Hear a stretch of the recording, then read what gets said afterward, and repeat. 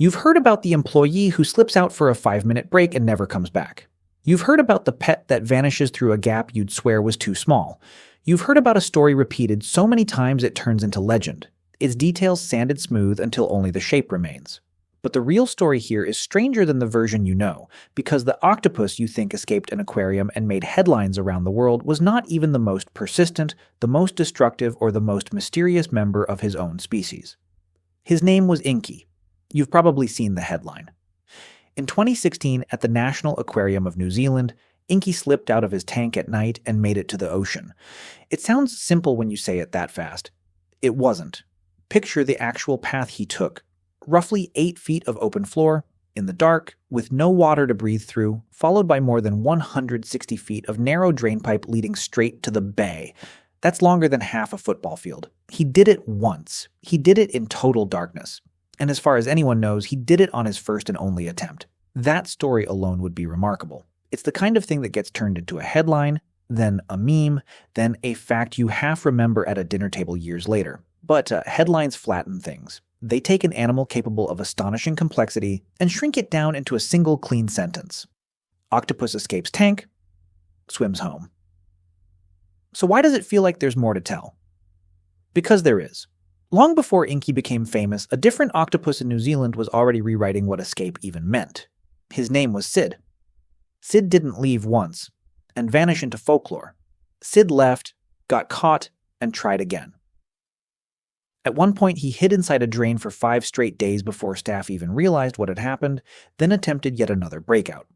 Workers eventually had to tie the tank doors shut just to keep him contained, because he could squeeze through a gap only 2 inches wide. 2 inches. Think about that the next time you assume a room needs a door-sized opening to be escaped from. Eventually, the aquarium stopped fighting it and released him into the wild, which means Sid didn't just escape more than once. He escaped the entire concept of containment. And here's the detail that makes it stranger still. Sid wasn't even the first octopus to exploit that tank. Before him, an octopus named Harry had already found the same weakness, and staff discovered him out on a staircase.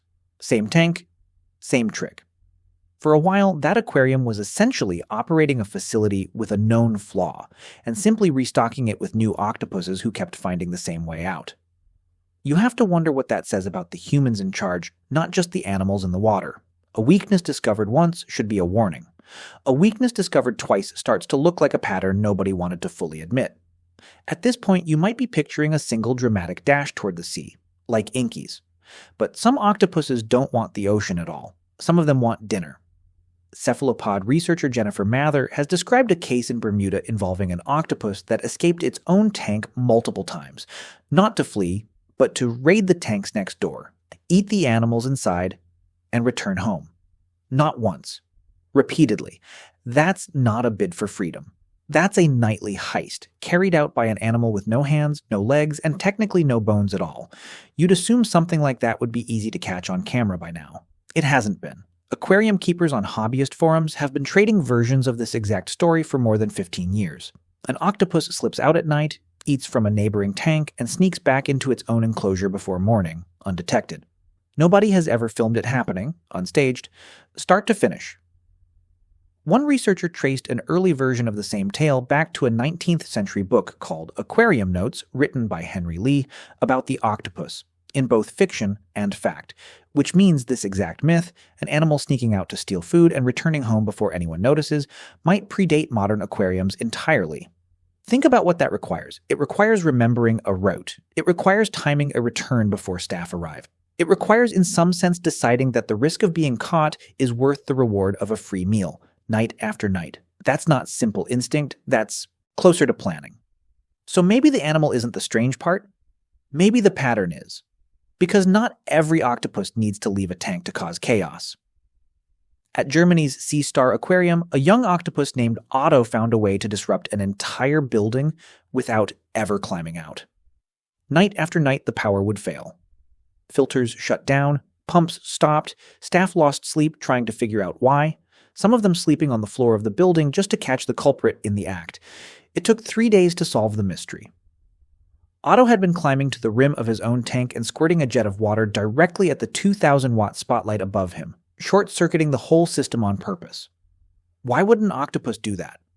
Nobody can ask him directly, but the leading theory is almost unsettlingly familiar: boredom.